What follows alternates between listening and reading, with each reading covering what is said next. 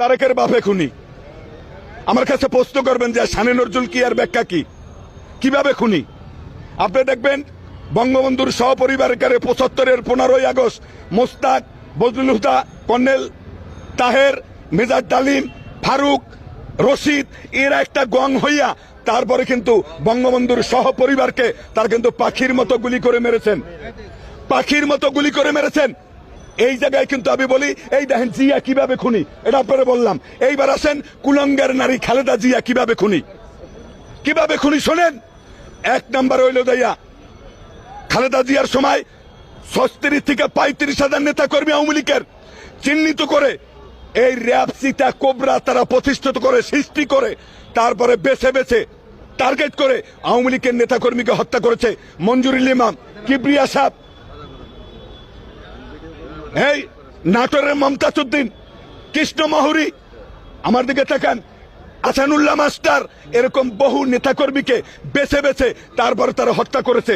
এই জন্য ওই কুলাঙ্গার নারী খালেদা জিয়া হলে খুনি। এবার আসেন আপনি যার কথা জিগাইছেন তার জন্ম কোথায়, এইটা আমার বাপেও জানে না। হয়তো করাচিতে হইতে পারে, সে জানজুয়ানের জন্মে হইতে পারে, ৭৫,০০০ পাঞ্জাবের সেই তাবুর নিচে ছিল, কে তার বাপ সে নিজেও জানে না। এখন সে কি করে আপনি দেখবেন ৮৬-তে জাতির জনক বঙ্গবন্ধুর সুযোগ্য কন্যা, মানবতার মা, বিশ্বনেত্রী, মাননীয় প্রধানমন্ত্রী জননেত্রী শেখ হাসিনা কি করলেন? এই দেশে মাতৃভূমির টানে, বাঙালি জাতির টানে এই দেশে যখন আসতে চাইলেন সরকার তারে বাধা দিলেন, ভিসা দেবে না, সরকার আসতে দেবে না। সে কিন্তু জীবনের ঝুঁকি, মৃত্যুর সামনে নিয়ে সেই দেশে জাতির কল্যাণে, এই বাঙালি জাতির কথা চিন্তা করে সে কিন্তু বাংলার মাটিতে এসেছেন, বাংলায় গণতন্ত্র রক্ষা করেছেন, উদ্ধার করেছেন, বাঙালির জাতি কিন্তু শান্তিতে বসবাস করে। আপনি দেখেন উনি ওই আটলান্টিক মহাসাগরের ওপারে বই বেসকি দেয় শয়তানের মতো, হ্যান করেঙ্গা, ত্যান করেঙ্গা, অনেক কিছু করেঙ্গা, কয় বড় বড় ঘোড়ায় তো করছে অনেক ছাই, কানা ঘোড়ায় ভেটকি মারে, তারা লজ্জার শেষ নাই।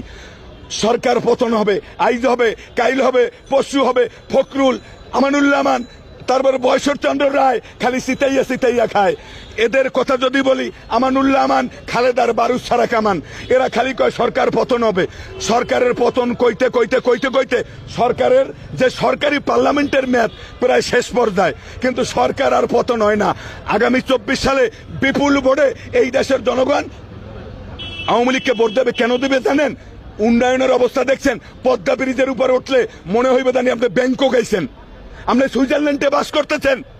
আপনি যদি সেই চট্টগ্রাম যান, মাদার বাড়ি, যদি কয়লা বিদ্যুৎ কেন্দ্র, যদি বন্দর আপনি দেখেন, পায়রা বন্দর যদি দেখেন, মেট্রো রেল আপনি দাদার আমলে দেখতেন কিনা সন্দেহ। আমি বাঙালিকে বলি, দাঁত থাকতে মানুষ দাঁতের মর্যাদা বুঝে না।